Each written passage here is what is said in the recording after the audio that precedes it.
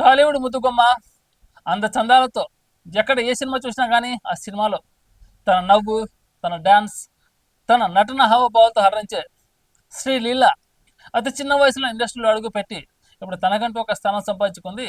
అదే స్థానంతో పాటు అతి త్వరలో ఓ ఇంటి కోడలు కూడా కాబోతుందన్న విషయం ఐఫా వేదికగా చర్చ జరిగింది. మరి ఎవరంటారా? మరి శ్రీలీల డేటింగ్తో ఉన్న ఆ హీరో ఎవరంటారా? కార్తిక్ ఆర్యన్. అంటే వీరిద్దరు రీసెంట్గా ఒక సినిమా షూటింగ్లో పాల్గొన్నారు.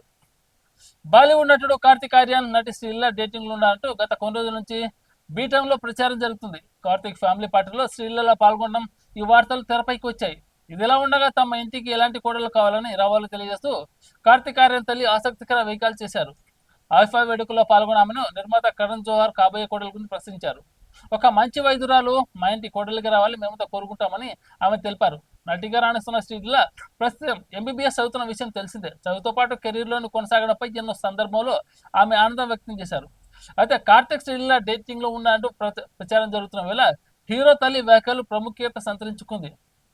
ఇంకా పాపం ఆ కార్తిక్ ఆర్యన్ మదర్ అయితే ఉన్నారో శ్రీలీల గురించి చెప్పినట్టుంది. ఎందుకంటే ఇప్పుడు సినిమాలో రాణిస్తున్న శ్రీలీల ఎంబీబీఎస్ కూడా కంటిన్యూ చేస్తుంది.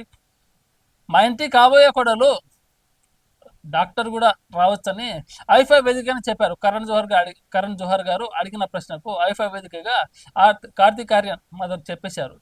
మరి వీరిద్దరు డేటింగ్ చేస్తున్నది నిజమా కాదా?